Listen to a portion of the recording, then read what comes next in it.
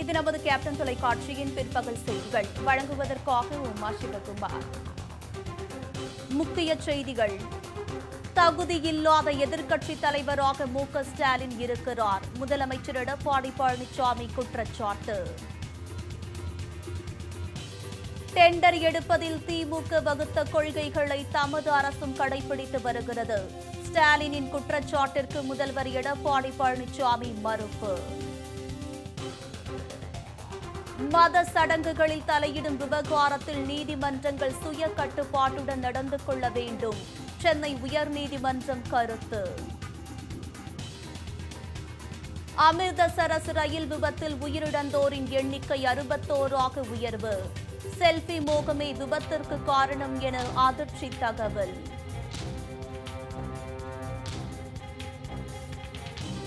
தமிழகம் மற்றும் புதுச்சேரியில் அடுத்த 2 நாட்களுக்கு கனமழை பெய்ய வாய்ப்பு. இந்திய வானிலை ஆய்வு மையம் தகவல். சபரிமலை சன்னிதானத்தில் போராட்டத்தில் ஈடுபட்டதாக 200 பேர் மீது வழக்கு பதிவு. 144 தடை நீட்டிக்கப்பட்டுள்ள நிலையில் பாதுகாப்பிற்காக ஏராளமான போலீசார் குவிப்பு.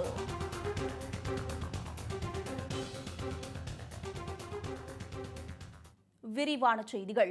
நெடுஞ்சாலைத்துறை டெண்டர் முறைகேடு விவகாரத்தில் திமுக தலைவர் மு.க. ஸ்டாலினின் குற்றச்சாட்டிற்கு முதலமைச்சர் எடப்பாடி பழனிசாமி மறுப்பு தெரிவித்துள்ளார். இரத்த பந்தங்களுக்கு டெண்டர் எடுப்பதில் திமுக வகுத்த கொள்கைகளை தமது அரசும் கடைபிடித்து வருவதாக குறிப்பிட்ட முதலமைச்சர் அதற்கான ஆதாரங்களை பட்டியலிட்டார்.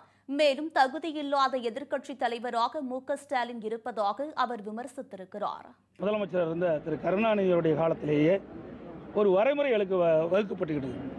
யாரெல்லாம் ரத்த சம்பந்தப்பட்ட உறவுகள், அப்பா அம்மா, அந்த துறையுடைய அமைச்சர், அவருடைய மனைவி, மகள், அண்ணன் தம்பி, இப்படி தான் ரத்த உறவுகள். இதில் எதுவுமே வரல. அப்படி வரும்போது சொந்தக்காரர் கொடுத்தனா இது எப்படி சொல்கிறது? நீங்கள் பத்திரிக்கையால் தான் விளக்க வேணும். நான் பல முறை விளக்கியாச்சு. ஆக ஒரு எதிர்க்கட்சி தலைவருக்கு தகுதி இல்லாமல் இருக்காருன்னு கருதுனேன். ஒரு எதிர்க்கட்சி தலைவர் இதையெல்லாம் தெரிந்து கொள்ளாமலேயே ஒரு தவறான செய்தியை நாட்டு மக்களுக்கு செய்தி சொல்லிட்டு இருக்கான்னா அந்த எதிர்க்கட்சி தலைவருக்கு அந்த பதவிக்கு லாய்க்கு இல்லை அப்படின்னு தான் மக்கள் கருதுறாங்க, நானும் கருதுறேன். ஏன்னா இதை பூரா சொல்லியாச்சு. இதில் ஏதாவது தவறு இருந்தால் சொல்லலாம். மத சடங்குகளில் தலையிடும் விவகாரத்தில் நீதிமன்றங்கள் சுய கட்டுப்பாட்டுடன் நடந்து கொள்ள வேண்டும் என சென்னை உயர்நீதிமன்றம் கருத்து தெரிவித்துள்ளது. ஸ்ரீரங்கம் ஸ்ரீமத் தாண்டவன் ஆசிரமத்தில் 12வது பீடாதிபதி நியமனத்திற்கு எதிர்ப்பு தெரிவித்தும் இதற்கு தடை விதிக்க கோரியும் வெங்கடநாதன் என்பவர் சென்னை உயர்நீதிமன்றத்தில் வழக்கு தொடர்ந்தார். இதனை விசாரித்த நீதிமன்றம் மத சடங்குகளில் தலையிடும் விவகாரத்தில் நீதிமன்றங்கள் சுய கட்டுப்பாட்டுடன் நடந்து கொள்ள வேண்டும் என்று கூறி பீடாதிபதி நியமனத்திற்கு தடை விதிக்க மறுத்துவிட்டது.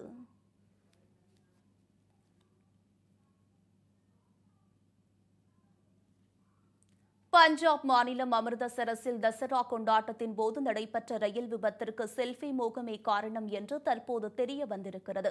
அமிர்தசரஸில் தசரா கொண்டாட்டத்தின் போது ரயில் தண்டவாளத்தின் மீது நின்று கொண்டிருந்தவர்கள் மீது வேகமாக வந்த ரயில் மோதியதில் பலியானவர்களின் எண்ணிக்கை 61ஆக உயர்ந்துள்ளது. 50க்கும் மேற்பட்டோர் படுகாயங்களுடன் சிகிச்சை பெற்று வருகின்றனர். இந்நிலையில் இந்த கோர விபத்திற்கு காரணம் மக்களின் செல்பி மோகம்தான் என்பது தெரியவந்துள்ளது. முன்னதாக தசரா கொண்டாட்டத்தில் ராவணனின் உருவ பொம்மை எரிக்கப்பட்ட போது ரயில் வருவதை கண்டுகொள்ளாமல் ஏராளமானோர் தண்டவாளத்தின் மீது நின்று அதனை தங்களின் மொபைல் போனில் படமெடுத்துக் கொண்டிருந்தனர். ஏராளமானோர் செல்ஃபி எடுத்துக் கொண்டிருந்தனர். இவை விபத்து நடந்தபோது எடுக்கப்பட்ட வீடியோ காட்சிகளில் பதிவாகியுள்ளது. தண்டவாளத்தில் நின்றவர்கள் மீது ரயில் மோதிவிட்டு சென்ற பிறகும் பலர் எவ்வித பதற்றமும் இன்றி தொடர்ந்து தங்களின் மொபைல் போன்களில் விபத்து நடந்த காட்சிகளை படம் பிடித்துக் கொண்டிருந்தனர். இதற்கு பலரும் கண்டனமும் வேதனையும் தெரிவித்துள்ளனர்.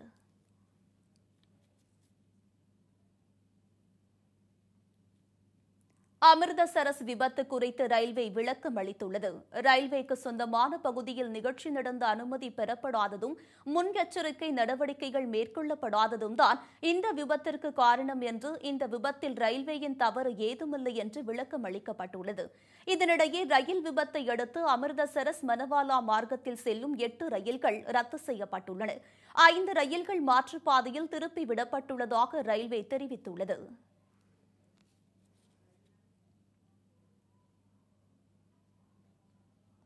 தமிழகம் மற்றும் புதுச்சேரியில் அடுத்த 2 நாட்களுக்கு கனமழை பெய்ய வாய்ப்புள்ளதாக இந்திய வானிலை ஆய்வு மையம் தெரிவித்துள்ளது. இது தொடர்பாக அந்த மையம் வெளியிட்டுள்ள அறிக்கையில், அடுத்த 24 மணி நேரத்தில் நாடு முழுவதும் தென்மேற்கு பருவமழை நிறைவடைந்ததற்கான சாதகமான சூழல் நிலவுவதாகவும், இதனைத் தொடர்ந்து வடகிழக்கு பருவமழை துவங்குவதற்கு ஏற்ற காலநிலை நிலவுவதாக தெரிவிக்கப்பட்டுள்ளது. வரும் 22ஆம் தேதி கிழக்கு மத்திய அரபிக்கடல் பகுதியில் புதிய காற்றழுத்தம் உருவாக வாய்ப்புள்ளதாக இந்திய வானிலை ஆய்வு மையம் கூறியுள்ளது.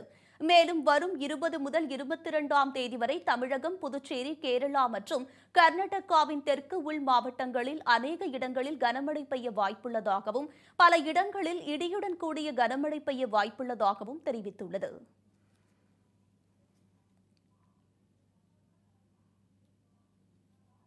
சபரிமலை சன்னிதானத்தில் தடையை மீறி போராட்டத்தில் ஈடுபட்டதாக 200 பேர் மீது வழக்கு பதிவு செய்யப்பட்டுள்ளது. சபரிமலை ஐயப்பன் கோவிலில் 2 பெண்கள் சன்னிதானம் வரை சென்றபோது அவர்கள் உள்ளே நுழைய எதிர்ப்பு தெரிவித்து நடைப்பந்தல் பகுதியில் சன்னிதானத்திற்கு செல்லும் பாதையில் அமர்ந்து ஏராளமானோர் போராட்டம் நடத்தினர். சரண கோஷம் எழுப்பி பக்தர்கள் நடத்திய போராட்டம் காரணமாக 2 பெண்களும் திருப்பி அனுப்பப்பட்டனர்.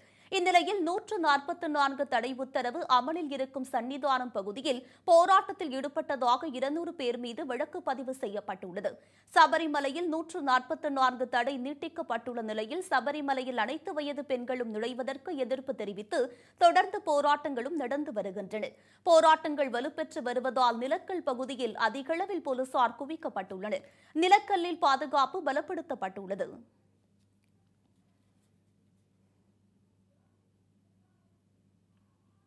சபரிமலை ஐயப்பன் கோவிலில் சன்னிதானம் வரை வந்த பெண்களுக்கு எதிராக தர்ணாவில் ஈடுபட்ட உதவி அர்ச்சகர்களிடம் விளக்கம் கேட்டு தேவசம் போர்டு நோட்டீஸ் அனுப்பியுள்ளது. சபரிமலை கோவிலுக்குள் அனைத்து வயது பெண்களும் செல்லலாம் என உச்சநீதிமன்றம் உத்தரவிட்டது. இதற்கு பல்வேறு அமைப்புகள் எதிர்ப்பு தெரிவித்து போராட்டங்கள் நடத்தி வருகின்றன. இந்நிலையில் சபரிமலை கோவிலுக்கு தரிசனத்திற்காக பெண்கள் வந்தனர். அப்போது அவர்களுக்கு எதிராக உதவி அர்ச்சகர்கள் 18ஆம் படி அருகே தர்ணாவில் ஈடுபட்டனர். இந்நிலையில் தர்ணாவில் ஈடுபட்ட உதவி அர்ச்சகர்களிடம் விளக்கம் கேட்டு தேவசம் போர்டு நோட்டீஸ் அனுப்பியுள்ளது.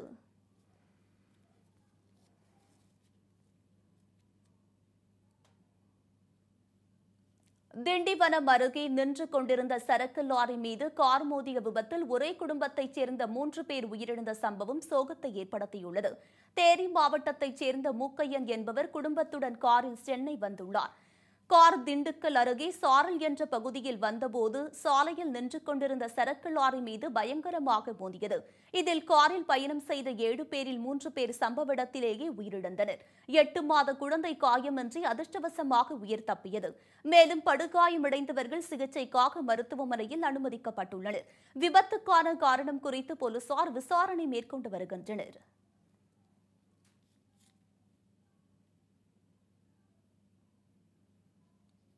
தஞ்சை பெரிய கோவிலில் உள்ள முருகன் சன்னதியில் சிலை கடத்தல் தடுப்பு பிரிவு அதிகாரி பொன் மாணிக்கவேல் ஆய்வு மேற்கொண்டார். பழமையான சிலைகளுக்கு பதில் புதிய சிலைகள் மாற்றப்பட்டுள்ளதாக எழுந்த புகாரை அடுத்து சிலை கடத்தல் தடுப்பு பிரிவு போலீசார் 4வது முறையாக சோதனை மேற்கொண்டு வருகின்றனர். கடந்த 3 மாதங்களுக்கு முன்பு தஞ்சை பெரிய கோவிலில் சிலைகள் வைக்கப்பட்டிருந்த அறையில் பொன் மாணிக்கவேல் ஆய்வு நடத்தினார். அந்த ஆய்வில் சில சிலைகள் மாற்றப்பட்டிருப்பது கண்டுபிடிக்கப்பட்டிருப்பதாக அவர் கூறினார். இந்நிலையில் சமீபத்தில் சென்னையில் ரன்வீர் ஷா வீட்டில் கைப்பற்றப்பட்ட சிலைகள் மற்றும் கலைப்படைப்புகள் எதுவும் தஞ்சை பெரிய கோவிலில் இருந்து கடத்தப்பட்டிருக்கலாம் என்ற சந்தேகத்தில் தொடர்ந்து பொன் மாணிக்கவேல் தலைமையிலான குழு பெரிய கோவிலில் திடீர் ஆய்வு நடத்தினர்.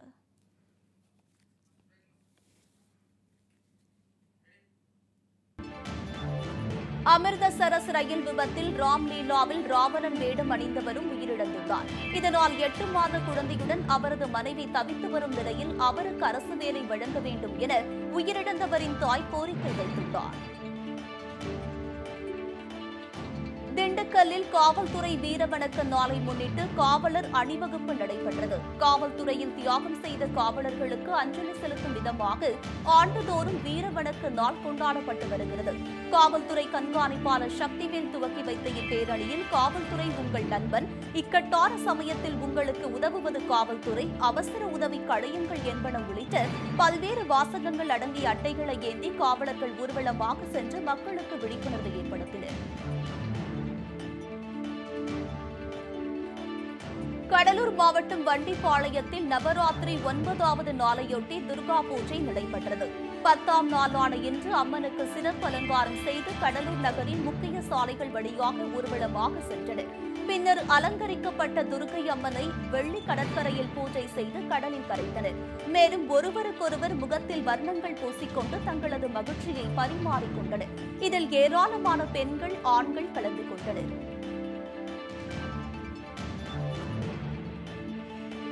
திண்டுக்கல்லில் மாநில அளவிலான மாபெரும் கையுந்து போட்டிகள் புனித மரியன்னை பள்ளியில் துவங்கின.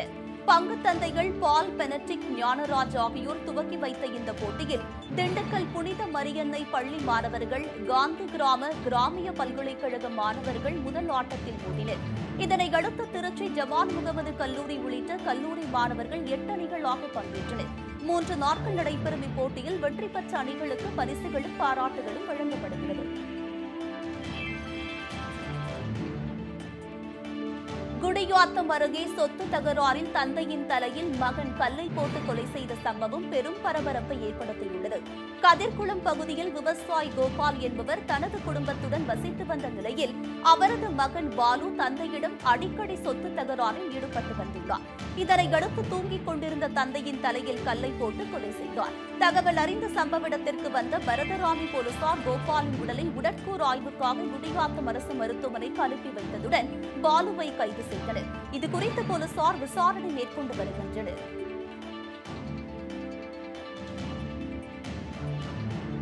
விஜயதசமியை முன்னிட்டு கன்னியாகுமரி மாவட்டம் நாகர்கோவிலில் உள்ள அருள்மிகு வனமாதேஸ்வரர் கோவிலில் குழந்தைகளுக்கு வித்தியாரம்பம் எனும் ஏடு தொடங்கும் நிகழ்ச்சி நடைபெற்றது. குழந்தைகளின் நாவில் தங்க ஊசியில் ஓம் என்று எழுதியும், குழந்தைகளின் விரல்களை கொண்டு பச்சரிசியில் தமிழ் அச்சாரங்கள் எழுதியும் பெரியவர்கள் முதல் கல்வியை கற்றுக் கொடுத்தனர். இதில் ஏராளமான பெற்றோர்கள் கலந்து கொண்டு தங்கள் குழந்தைகளுக்கு கல்வியை தொடங்க செய்தனர். இந்நாளில் ஏடு தொடங்கும் வித்தியாரம்பம் நிகழ்ச்சியின் மூலம் கல்வி தொடங்கினால் குழந்தைகளின் வாழ்க்கை நன்றாக இருக்கும் என்பது ஐதீகம்.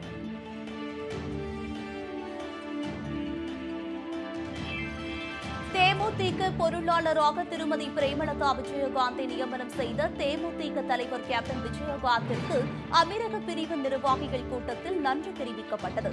தேமுதிக அமீரக பிரிவு சார்பாக துபாயில் நிர்வாகிகள் அறிமுக கூட்டமும் ஆலோசனை கூட்டமும் நடைபெற்றது. இதில் திருமதி பிரேமலதா விஜயகாந்திற்கு பொருளாளர் பதவி வழங்கிய தலைவர் கேப்டன் விஜயகாந்திற்கு நன்றி தெரிவித்து தீர்மானம் நிறைவேற்றப்பட்டது.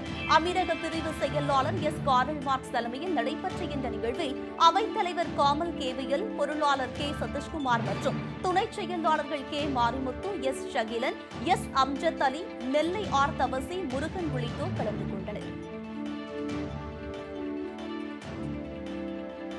தேமுதிக பொருளாளராக திருமதி பிரேமலதா விஜயகாந்த் அறிவிக்கப்பட்டதற்கு வரவேற்பு தெரிவித்து கழக குவைத் பிரிவு செயலாளர் மாலிக் அன்சாரி தலைமையில் இனிப்பு வழங்கி கொண்டாடப்பட்டது. அதில் குவைத் பிரிவு துணை செயலாளர் ரபிக் ராஜா, செயற்குழு உறுப்பினர் ஏற்றி முருகன், பொதுக்குழு உறுப்பினர் சபியுல்லா மற்றும் விழுப்புரம் கோவிந்தா, அரசம்பட்டு விஜயகாந்த், திருச்சி கருணாகரன் மற்றும் ஏராளமானோர் கலந்து கொண்டனர்.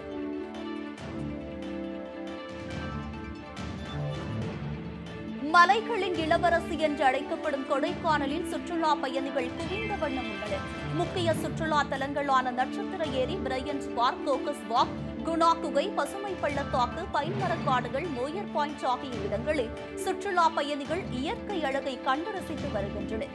மேலும் கடந்த சில நாட்களாக அவ்வப்போது மேகக்கூட்டங்கள் வந்து செல்லும் இந்த இதமான சூழலை கண்டு சுற்றுலா பயணிகள் தங்கள் மொபைல் போனில் புகைப்படங்களை எடுத்து செல்கின்றனர்.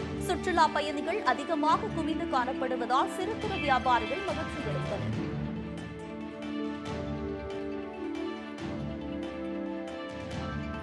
ஒரு கண்ணில் வெண்ணெய், ஒரு கண்ணில் சுண்ணாம்பு என்ற விதத்தில் கம்யூனிஸ்டுகள் ஈடுபடுவதாக இந்து முன்னணியின் மாநில தலைவர் குற்றம் சாட்டியுள்ளார்.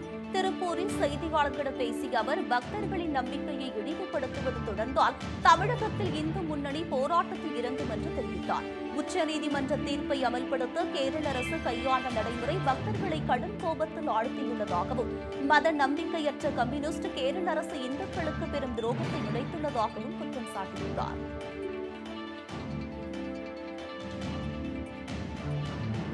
கிருஷ்ணகிரியில் தமிழக விவசாயிகள் சங்கத்தின் சார்பில் மாநில நிர்வாகிகளின் அவசர ஆலோசனைக் கூட்டம் நடைபெற்றது. இதில் வாணி ஒட்டு அணைக்கட்டு திட்டத்தை செயல்படுத்தாத தமிழக அரசை கண்டித்து வரும் 30ஆம் தேதி வீடுகள் தோறும் கருப்பு கொடி கட்டி போராட்டம் நடத்தப்படும் என்று தீர்மானம் நிறைவேற்றப்பட்டது. கிருஷ்ணகிரியில் வீணாக போகும் தண்ணீரை தடுக்கும் வகையில் தென்பெண்ணை ஆற்றின் குறுக்கே அணை கட்ட வேண்டும் என்றும், விவசாயிகள் பயன்பெறும் வகையில் தமிழக அரசு திட்டங்களை செயல்படுத்த வேண்டும் என்று வலியுறுத்தினர். இந்த கூட்டத்தில் பல்வேறு பகுதிகளில் இருந்து 100க்கும் மேற்பட்ட முக்கிய விவசாய நிர்வாகிகள் கலந்து கொண்டனர். தேனி மாவட்டம் சின்னமனூர் அருகே வீரபாண்டிய கட்டபொம்மனின் உருவப்படத்தை அவமரியாதை செய்த சம்பவம் பெரும் பரபரப்பை ஏற்படுத்தியுள்ளது. குன்னச்சனூர் பேரூராட்சியில் அனைத்து சமுதாயத்தினரும் ஒற்றுமையுடன் வாழ்ந்து வரும் நிலையில் ஒரு பிரிவைச் சேர்ந்த சமூகத்தினர் கட்டபொம்மனின் உருவப்படத்திற்கு வாசல் கூட்டும் துடப்பத்தால் மாலை அணிவித்ததாக கூறப்படுகிறது. இதனால் ஆத்திரமடைந்த மற்றொரு சமூகத்தினர் அவமரியாதை செய்த சமூக விரோதிகளை கைது செய்ய வலியுறுத்தி ஆர்ப்பாட்டத்தில் ஈடுபட்டனர். இதனையடுத்து போலீசாரின் சமரச பேச்சுவார்த்தைக்கு பிறகு போராட்டம் கைவிடப்பட்டது. நாமக்கல் கவிஞர் ராமலிங்கம் பிள்ளை அவர்களின் 130வது பிறந்த நாளை முன்னிட்டு அவரது திருவுருவப் படத்திற்கு மாலை அணிவித்து மரியாதை செலுத்தப்பட்டது. நாமக்கல் கவிஞர் ராமலிங்கம் பிள்ளை அவர்களின் நினைவு இல்லம் நாமக்கல் மாவட்டத்தில் அமைந்துள்ளது. இவரது பிறந்த நாளை முன்னிட்டு அஞ்சலி செலுத்தும் வகையில் உறவினர்கள் மற்றும் நண்பர்கள், பொதுமக்கள் கலந்து கொண்டு அனைவருக்கும் இனிப்புகளை வழங்கினர். ஈரோடு மாவட்டம் சத்தியமங்கலம் அருகே மது பாட்டிலுக்குள் கயிறு கிடந்ததால் குடிமகன்கள் அதிர்ச்சியடைந்தனர். சத்தியமங்கலம் அடுத்த செம்படாபாளையத்தைச் சேர்ந்தவர் சுப்பிரமணி. இவர் அரசு மதுபான கடையில் மது வாங்கியுள்ளார். அப்போது பாட்டிலுக்குள் கயிறு இருப்பதைக் கண்டு அதிர்ச்சியடைந்துள்ளார். இதனால் அதிர்ச்சியடைந்த குடிமகன்கள் மதுக்கடை ஊழியருடன் வாக்குவாதத்தில் ஈடுபட்டதால் அங்கு சிறிது நேரம் பரபரப்பு ஏற்பட்டது. சென்னை சித்தலப்பாக்கத்தில் ஏழை எளிய மக்களுக்கு உதவி செய்யும் வகையில் சட்ட அலுவலகம் திறக்கப்பட்டது. இதில் வழக்கறிஞர் மற்றும் வீட்டு வசதி வாரிய குடியிருப்பு வாசிகள் அனைவரும் கலந்து கொண்டனர். மேலும் விழாவில் அனைவருக்கும் மரக்கன்றுகள் மற்றும் பிளாஸ்டிக் பைகளை ஒழிக்கும் விதமாக துணிப்பைகள் வழங்கப்பட்டது. திருச்சி மாவட்டம் மணப்பாறையில் வீரப்பூர் பெரிய பாண்டியம்மன் கோவிலில் மகார விழாவை முன்னிட்டு அம்பு போடும் நிகழ்ச்சி நடைபெற்றது. தமிழகத்தில் பிரசித்தி பெற்ற கோவில்களில் ஒன்றான இந்த கோவிலில் ஆண்டுதோறும் மாசி மாதத்தில் 10 நாட்கள் நடைபெறும் திருவிழா சிறப்பு வாய்ந்ததாகும். அந்த வகையில் இந்த ஆண்டு நாட்டின் விளைநிலங்கள் செழிக்கவும் மக்கள் பட்டினியின்றி வாழவும் வேண்டி வெள்ளை யானை வாகனத்தில் ஸ்ரீ பெரிய பாண்டியம்மனுக்கு அம்பு ஏந்தியும் தண்ணீர் குடம் சுமந்தும் தேவரைக்காடு என்ற இடத்தில் அம்பு போடும் மகாரம் நோன்பு நிகழ்ச்சி நடைபெற்றது. இந்நிகழ்ச்சியில் ஆயிரக்கணக்கான பக்தர்கள் கலந்து கொண்டு சுவாமி தரிசனம் செய்தனர். திருச்சி மாவட்டம் முசிறி அருகே விவசாயியின் மாட்டுக் கொட்டகையில் தீப்பிடித்ததால் பரபரப்பு ஏற்பட்டது. கவரப்பட்டி கிராமத்தைச் சேர்ந்த விவசாயியான சண்முகம் என்பவர் ஆடு மாடுகளை வளர்த்து வருகிறார். இந்நிலையில் அவரது மாட்டுக் கொட்டகையின் கூரை மீது இடி தாக்கியதில் கொட்டகை தீப்பற்றி எரிந்தது. கொட்டகைக்குள் இருந்த மாடுகளை சண்முகம் உடனடியாக வெளியேறி பெற்றதால் உயிர் சேதம் தவிர்க்கப்பட்டது. எனினும் மாட்டுக் கொட்டகை முற்றிலும் தீயில் எரிந்து நாசமானது. தீ மேலும் பரவாமல் இருக்க கிராம மக்கள் தண்ணீரை ஊற்றி தீயை அணைத்தனர். காஞ்சிபுரம் மாவட்டம் வாலாஜாபேட்டையில் நடந்த வாகன விபத்தில் சம்பவ இடத்திலேயே ஒருவர் உயிரிழந்தார். வேலூர் மாவட்டம் முத்திரம்பட்டு கிராமத்தைச் சேர்ந்த முத்து என்பவர் தன்னுடைய இருசக்கர வாகனத்தில் வாலாஜாபேட்டையில் இருந்து காவேரிப்பாக்கம் நோக்கி சென்று கொண்டிருந்தார். வாலாஜாபேட்டை சுங்கச்சாவடி அருகே சென்றபோது எதிரே வந்த கார் ஒன்று கட்டுப்பாட்டை இழந்து முத்துவின் வாகனம் மீது மோதியது. இதில் முத்து சம்பவ இடத்திலேயே உயிரிழந்தார். தகவல் அறிந்து சம்பவ இடத்திற்கு வந்த வாலாஜாபேட்டை போலீசார் முத்துவின் உடலை அரசு மருத்துவமனைக்கு அனுப்பி வைத்து விபத்து குறித்து விசாரணை மேற்கொண்டு வருகின்றனர்.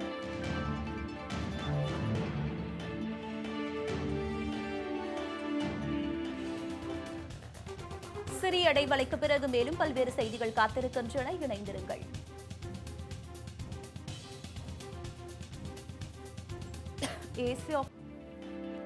வேலூர் மாவட்டம் மாம்பூர் அருகே ஸ்ரீ தர்மசாஸ்தா ஐயப்பன் கோவில் விக்னேஸ்வர பூஜை தீபாராதனையுடன் நடை திறக்கப்பட்டது. சபரிமலை முறைப்படி 1 மாதம் கழித்து பூஜை தீபாராதனையுடன் திறக்கப்பட்டது.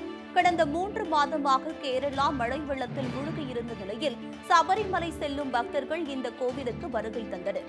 ஸ்ரீ தர்மசாஸ்தா ஐயப்பன் கோவிலில் உள்ளவாறு 18 படிகள் கொண்ட தமிழகத்திலேயே 3வது கோவில் இது என்பது குறிப்பிடத்தக்கது.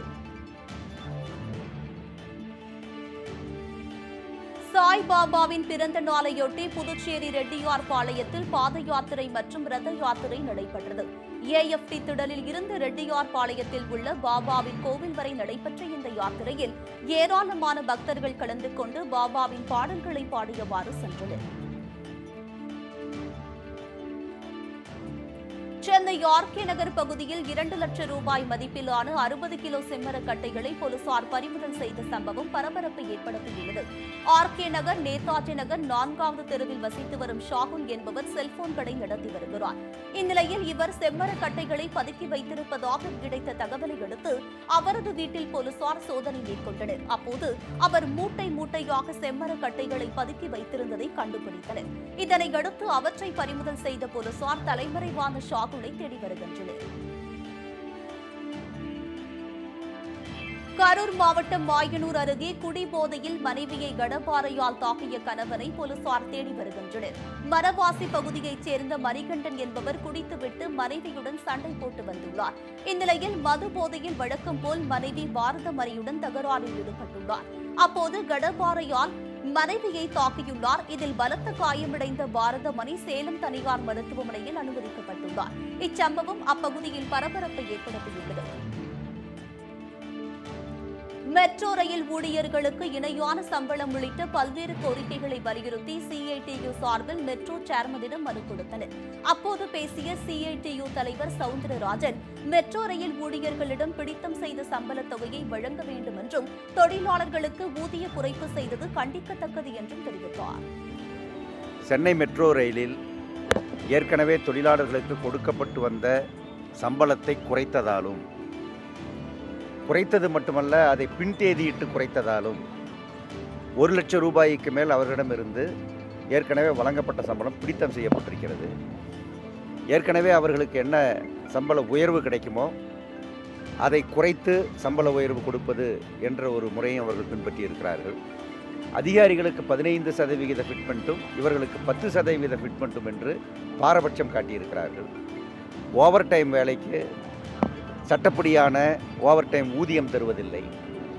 அவர்கள் ஏற்கனவே அனுபவித்து வந்த பெட்டர்னிட்டி லீவ் 15 நாட்களை ரத்து செய்திருக்கிறார்கள். 20 நாட்கள் அரை சம்பளத்திலே அவர்கள் வேலை பார்த்து கொண்டு லீவ் இருந்தது, அதையும் அவர்கள் ரத்து செய்திருக்கிறார்கள். மிக மோசமாக ஏற்கனவே இருந்த சலுகைகள் பறிக்கப்பட்டதாலும் இந்த யூனியன் அமைதியாக இந்த பிரச்சனையை தீர்த்து கொள்ள வேண்டும் என்று எடுத்த முயற்சிகள் எல்லாம் பலனற்று போயிருக்கிறது. தேமுதிக பொருளாளராக திருமதி பிரேமலதா விஜயகாந்த் தேர்ந்தெடுக்கப்பட்டதை அடுத்து நெல்லையில் தேமுதிகவினர் பட்டாசு வெடித்தும் பொதுமக்களுக்கு இனிப்புகள் வழங்கியும் கொண்டாடினர்.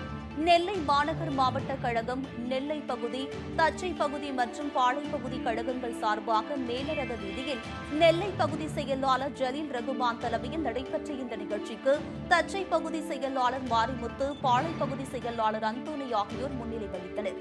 இந்த நிகழ்ச்சியில் ஏராளமான தேமுதிக நிர்வாகிகள், தொண்டர்கள் கலந்து கொண்டனர். மாநில பொருளாளராக திருமதி பிரேமலதா விஜயகாந்த் அவர்கள் தேர்வு செய்யப்பட்டதைத் தொடர்ந்து வேலூர் மாவட்டம் குடியாத்தம் ஒன்றிய தேமுதிக ஒன்றிய செயலாளர் உமாபதி தலைமையிலான தேமுதிகவினர் சித்தியர்கேட் பகுதியில் பட்டாசு வெடித்து பொதுமக்களுக்கு இனிப்புகளை வழங்கினர். மேலும் அங்குள்ள சப்தர் பாபா நினைவிடத்தில் கேப்டன் நலம் பெற சிறப்பு துவா நடைபெற்றது. இதில் ஒன்றிய தேமுதிக நிர்வாகிகள் உள்ளிட்ட பலர் கலந்து கொண்டனர்.